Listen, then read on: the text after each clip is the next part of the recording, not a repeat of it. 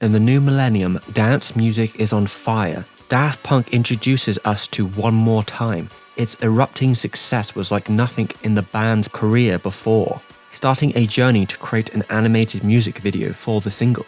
The process mutated into a monster. So you're not going to make a video for each track. I think that would be crazy to do that.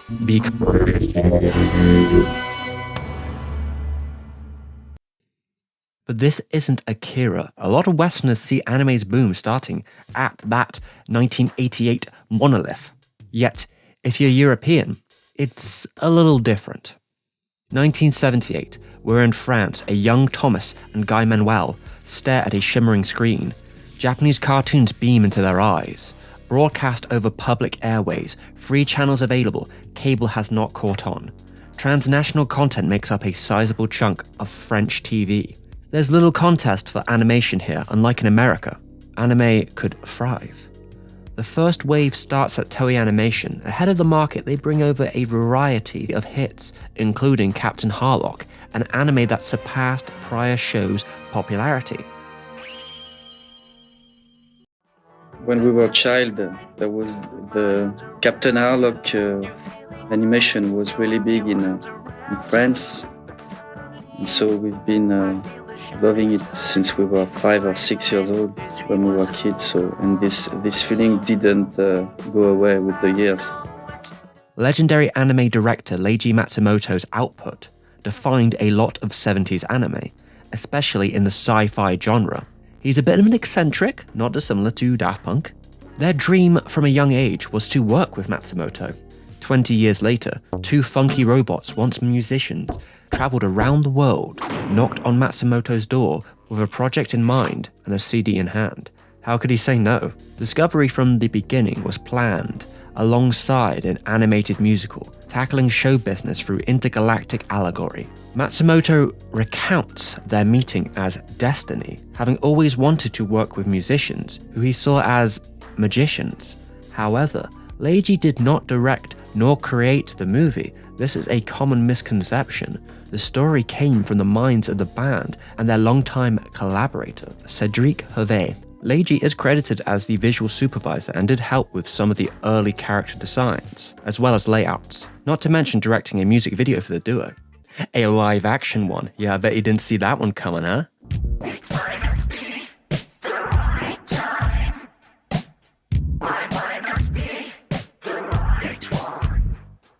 By the way, this video is going to be sort of like me jumping around laser beams of copyright bots, so if you want to support me on Patreon, you can go there, and while you're at it, you might as well follow me on Twitter and share this video so it'll actually get some traction. Cool. Although Leiji's biggest contribution was his contacts, talking to the producer of Captain Harlock, Matsumoto gets Toei on board, bringing with them a pile of veterans to expand the project, including Dragon Ball's Kazuhisa Takenouchi and Daisuke Nishio as director and storyboard artist. Daft Punk self-financed Interstella, knowing the label wouldn't touch it, but to quote Harlock, "something about freedom. I live freely under my own banner." Yeah, that's the one. After 28 months, countless trips between Paris and Tokyo with enough emails to fill a drawer full of floppy disks, their childhood dream became reality. All that wouldn't have been possible without Spike Sugiyama, who happened to be the only member of Toei's crew who spoke English. While Daft Punk are no strangers to visually striking music videos, Interstella 4.5 blew away the competition in terms of ambition and bold storytelling. Not a word of dialogue spoken, each song tells a narrative, connected but also separate. In a way, it keeps the story universal. This was to be an international piece, something Matsumoto encouraged, and so did the band. When I was a child, I watched a lot of films and read manga with the hope that one day I would be able to make animation. I watched a lot of foreign films, and my overpowering dream was that my own work would be shown throughout the whole world. This was really a dream.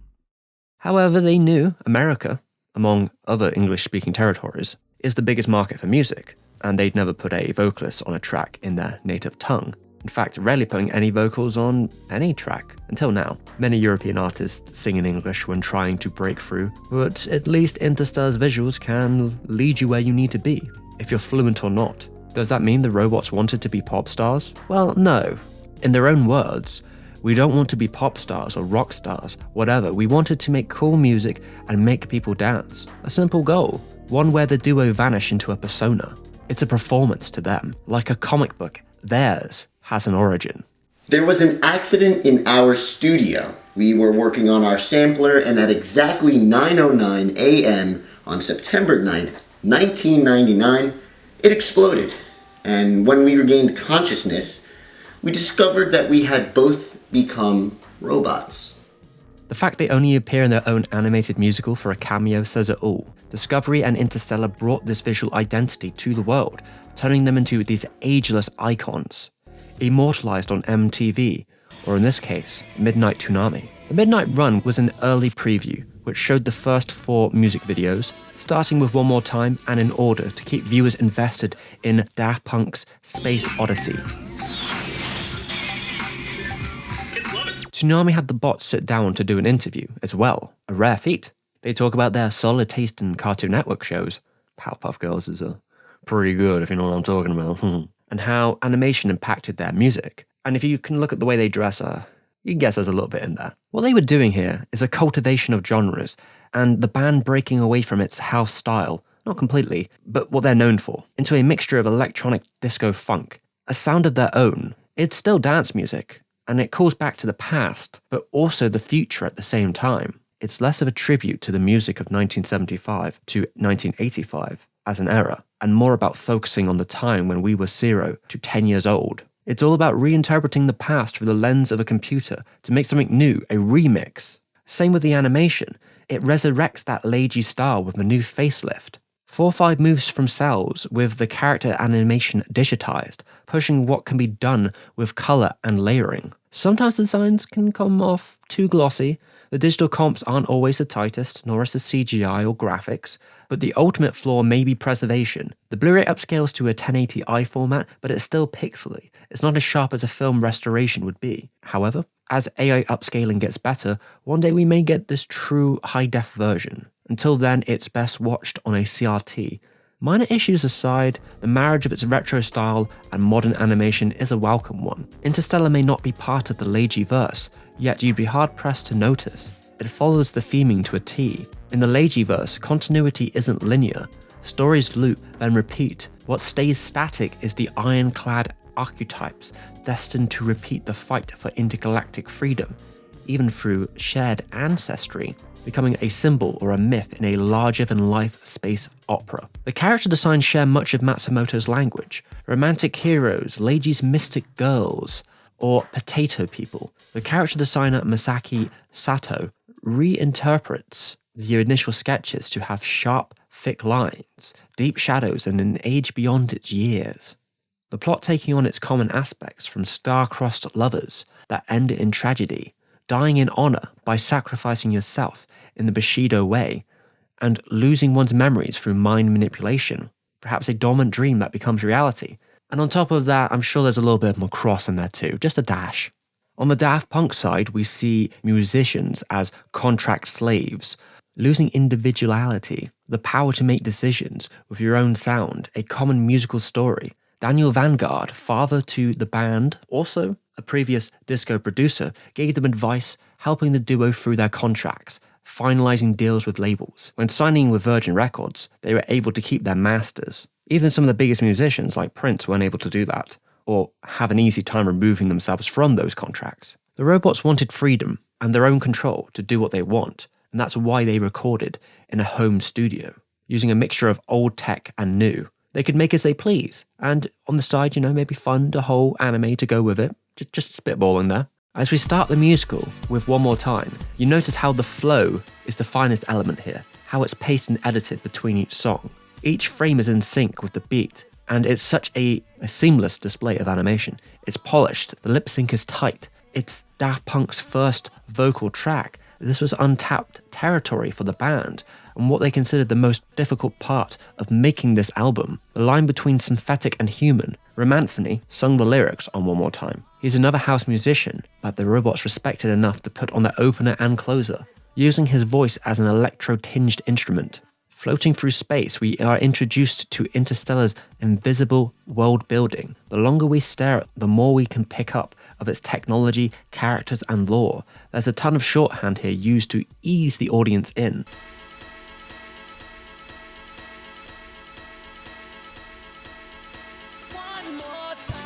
The overall story is full of bravado. While it is simple enough that a child could understand, that's the point. Leji's work on TV was always enjoyed by families. The crescendos don't sign a contract that does them dirty. There's no ambiguity. They are flat out kidnapped and brainwashed. Maybe some musicians of an era felt that getting a contract in poverty was a one-choice situation, no matter what it said.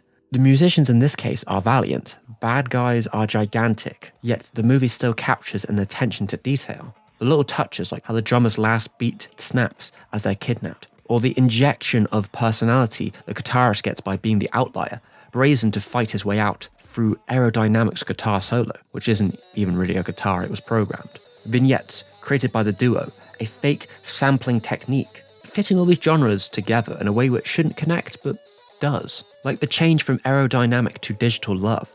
The bell tolls, the emergency button is pressed. Suddenly we are sipped light years away into a world of vocoder love songs.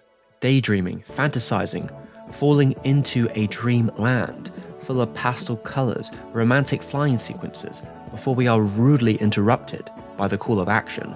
A down-to-earth pilot, Shep, who is someone the audience can identify with. He's our guy. It fits that Leji-verse style, a man who works an average job and is called to war, to fight for those who he must protect. It's the kind of messaging that Matsumoto would have grown up on. The lyrics by DJ Sneak are about unspoken love, which this short does a good job of interpreting, albeit in a literal way.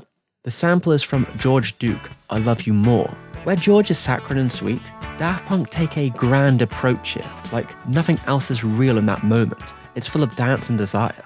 It's one of the best shorts, which is emphasized later in how it comes back into play. Moreover, this short shows what can be accomplished by a smaller production. Certainly not one of the big boys. Admirable, sure, the production is on 2s and 3s with some exceptions, but it does match that 4/4 beat. And what keeps the whole thing moving is just the strength of its boarding and that ingenuity that comes from the whole production. Going on to Harder, Better, Faster, Stronger, its robotic voice is used as an anthem for removing the artistic culture, corporatizing them, giving the song a harsher edge than expected. On reflection, it's one of the tightest pop tracks among a pretty tough competition that only builds on its pistons of driving samples, forcing a reaction, swaying to this Rube Goldberg machine of a single. The crescendos give the same performance from the start. Without that life, it's soulless, a reproduction for the sake of promotion. The samples repeat on nauseam as they cycle, plus it's one of the few tracks with a real sample to begin with. Manipulating someone else's work on top of these binaural brainwave sounds, it all comes back to the kind of concept that the band is trying to emphasize. There's also a subtle reference to the music video for Music Sounds Better With You, which Thomas collaborated on. Night Vision. The band is worked to exhaustion in the cyberpunk hours. 4/5 fills the song with a longing for freedom, an escape of the cycle to rebel. The track itself has this ocean of mellow synths that whisk in the breeze. Late night stargazing next to a slow pulsing beat. At the end, we're introduced back to Shep, ready to rescue. And upon that rescuing, I noticed how Interstella uses tropes to its fullest. Creating something while predictable at times and echoes to the past, it executes its moments with finesse and makes it feel authentic to that essence of yesteryear. It's also just really cool. This is certainly like a mythic anime tape that could be found in the distant future where they'd question where it really came from, but in a good way. Something About Us. There's a payoff here for digital love, bringing an intimate dour experience, a love that was not destined to be, but never forgotten. There's a driving fire in that sequencer, like an underwater synth bass right next to a wah pedal melody. Shep writhes in pain to the tempo. He transfers his memories to Stella, the female bassist, and this gives him closure to his daydream before passing on. The lyrics by the band are some of the best on the album. Limited as they may be, they tap into the vein of something universal, unrequited or failed relationships. We've all been kept up by the visceral feelings we don't know how to interpret. In the end, Shep gets an honourable burial. His spirit moves on because of that, which lets him help later on, but I'm sure we'll get to that part. Very Disco unfolds our villain as an ageless alchemist who feeds on cosmic creativity, profits, Grammy Awards, you name it. With a Giorgio Moroder vibe, it's like a 80s horror film with its vibrant purples and archaic gothic castles. You're almost falling into a cult movie, down to the castle crumbling. As that villain is supposedly defeated, we have Short Circuit. Its hammering samples of texture turns soft into a soothing synth, akin to the ballad of Dorothy Parker. That their identities and memories are stored under the master tapes is no mistake. Owning your own artistic output, controlling an artistic identity, that is something Daft Punk really believes in. Going into Face to Face, we have Todd Edwards on the vocals, pretty good. The band say this song is about gaining consciousness back. Within the narrative, it's where the actual crescendos are in need to become who they were once again. Suddenly, it turns into like an optimistic sci-fi, as the humans help the crescendos, and that's amazing. I mean, it would have been easy for this to turn into an Area 51 story or something with Red Scare elements, but instead we get the best and the brightest coming together to help a group whose music has touched them so, if they are an alien or not. And that moves into the finale, Too Long, the final song, and one that goes at length. The band have called it the one real true house song on the album.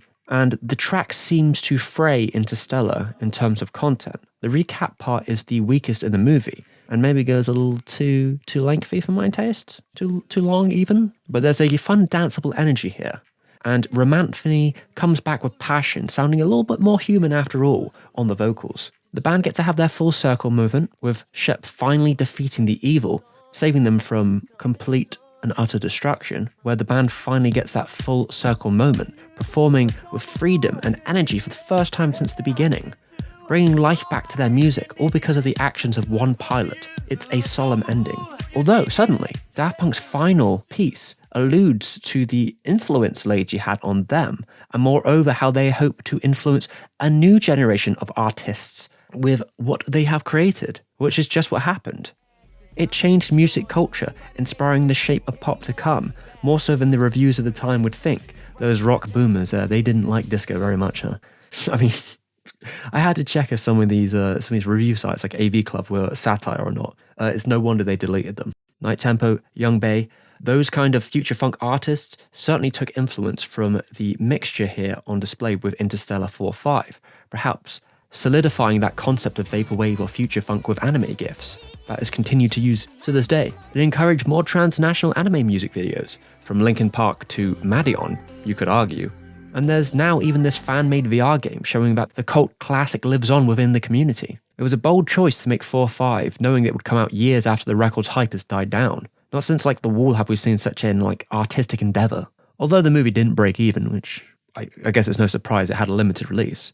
And sure, it wasn't groundbreaking. It's not the first transnational anime project, or the first French one for that matter, or even one where it takes an anime creator to task for a popular music video. Yet it could be the one that was remembered in the long run. Daft Punk never went anime again, and this musical lived on through late night TV or glimpses on the music channel until it was spliced and plastered all over the web with millions of views. Certainly at the beginning, for previews, there were versions on there, but now you can watch it on YouTube at the display and ease of your willing. And surely the album hit big, selling close to 3 million copies worldwide, and the band would go on to even higher successes in the future. Interstella still holds the highest point in Daft Punk's video career, with an already impeccable standard, but no other project has quite the two halves of the same experience that comes from Interstella, where both sides are in tandem.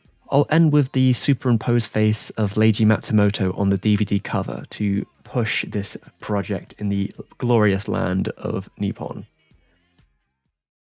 Hey, thanks for the patrons, thanks for the support, thanks for everyone that has helped me. Big ups for Pad Channington, who helped out with a little sequence in the video. That was cool. Cheers, bud. It was a hard project for me to think about. It was a lot more than I thought to chew off, but I do have some announcements. I'm going to be working on a series of videos in December, which is going to push some ideas back, but I will be talking about Madhouse, the animation studio, and their early years in a similar way to I talked about Toei month. So we're going to have Madhouse month, and that's what I'm going to be prepping on from now on. Daft Punk is cool, robots are cool. I'll see you next time, baby.